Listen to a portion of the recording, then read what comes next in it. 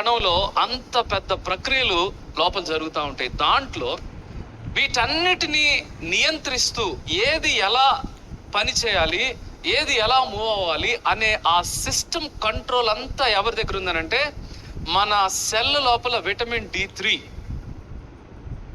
Has that control. అందుకనే vitamin డిని ఏమంటారంటే అన్న చెప్తా ఉంటారు కదా, that is a master regulator. మన సెల్ లోపల అరికాలు మొదలుకుని నడినెత్తి వరకు ఉన్న ప్రతి సెల్లో కూడా ఏముంటుందనంటే విటమిన్ డి రిసెప్టర్స్ ఉంటాయి.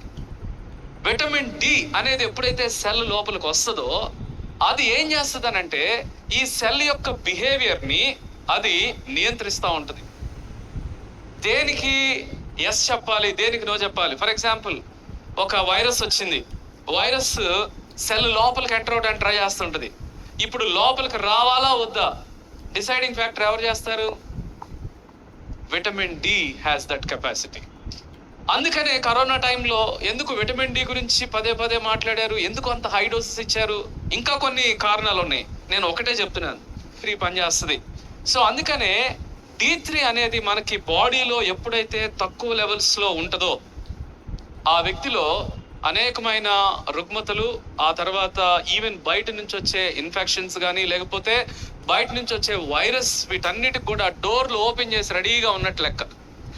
మీరు చెప్పండి, మీరు ఇంటనే విటమిన్ D3 అనేది మన యొక్క బాడీలో ప్రతి సెల్లో ఉంటుంది. ప్రతి సెల్ కూడా ఎఫెక్టివ్ గా పనిచేయడానికి విటమిన్ D3 అవసరం. అందుకనే ఒక బిల్డింగ్ కి ఫౌండేషన్ ఎంత ఇంపార్టెంటో మన హెల్త్ లో ఫస్ట్ కరెక్ట్ చేయాల్సింది ఏదనంటే విటమిన్ డి కరెక్షన్ చేయాలి. అందుకనే ఎవరు జూమ్ కాల్లో జాయిన్ అయినా, ఎవరు ఫస్ట్ టైము అన్న దగ్గరికి వచ్చిన ఫస్ట్ క్వశ్చన్ ఏంటి, మీ డి లెవెల్ ఎంత? మీ డి లెవెల్ కరెక్ట్ చేయడానికి